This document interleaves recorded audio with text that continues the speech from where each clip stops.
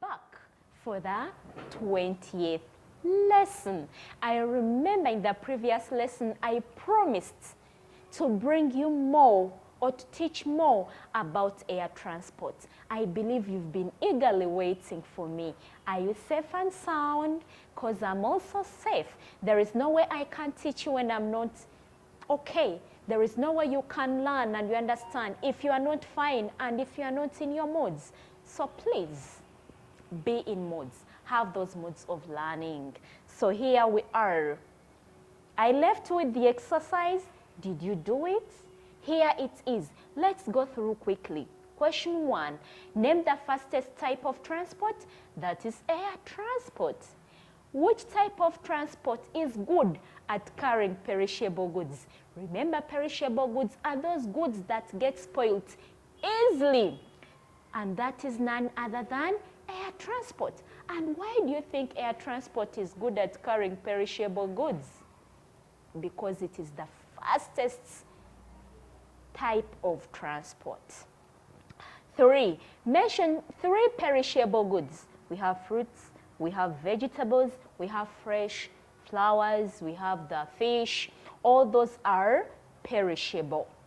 Why is air transport the best type of transport for carrying perishable goods? I remember telling you this. It is the fastest type of transport, meaning that goods will be transported quickly and they'll be used when they are still okay. And lastly, name the international airport of Uganda. We saw this, and that is Entebbe International Airport. And lastly, this was really fun. You were meant to draw the means of air transport, which I believe you did so well. Are you ready for the 20th lesson? Here we are, more to learn under air transport. So what do I expect? Oh, what are you to achieve at the end of this lesson? You should know some important places at the airport. Another thing, you should know the advantages of air transport. And lastly, the disadvantages of air transport. Here we are. So, some of the important places at the airport are, we have the Apron. This is an important place at the airport.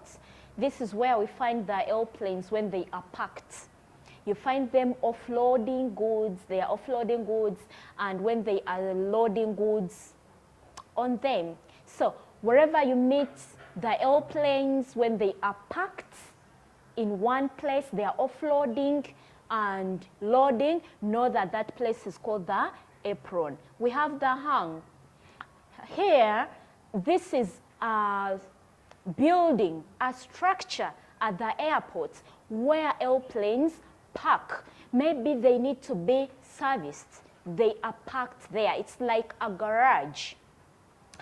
You know very well cars are taken to the garage for service or to be kept. So same applies to the airplanes. They are kept in this structure or in this building, which we call the Hangar, where they are serviced.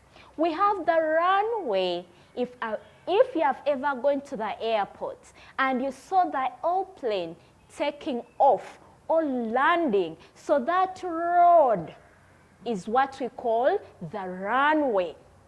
So if you have ever gone to the airport, try to recall. And if you are planning to go there, observe these places. You'll be able to recognize them.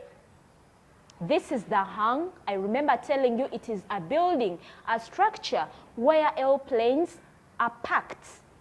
In case they need to be serviced, they are taken in this building for service.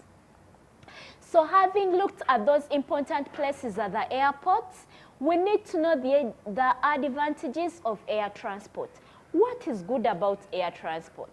If you have ever used it, what did you realize that was good about it and it's not with the other types of transports? Can you try to identify some advantages, the good things about air transport? I have the advantages here. First of all, it is the fastest type of transport. Who doesn't want to reach where he or she is going faster or quickly? Everybody will wish that. So when it comes to the speed, air transport is the fastest type of transport. Another thing, it is good at carrying perishable goods. So this is the suitable type of transport for carrying perishable goods.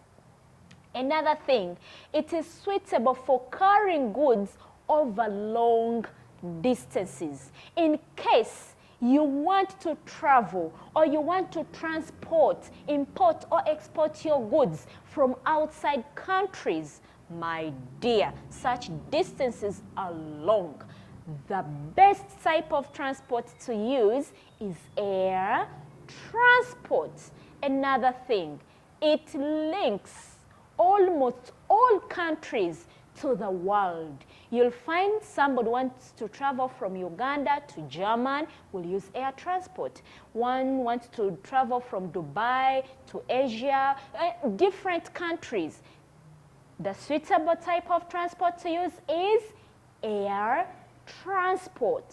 Another thing, it is comfortable, leave alone road transport. Where we travel when we are not comfortable, you have to extend, you are squeezed, the roads are not good. But when it comes to air transport, you forget about all that stress because it is comfortable. Wait the day you travel by air. You will enjoy it. Another thing, it's not affected by traffic jam. You always hear your parents complaining, yesterday I delayed, today I've delayed to return home because of traffic. It was heavy on the roads. They keep on complaining. Even you sometimes when you are coming to school, you find yourself when you are late. Why? Because of traffic jam.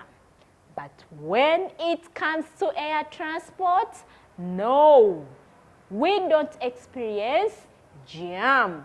So it's not affected by traffic jam. Another thing, no road capital investment, because in the air, there is no way we can construct roads. So when it comes to such expenses, my dear, they are not experienced. So these are some of the advantages of air transport. I know many of you wish to travel by air. You will.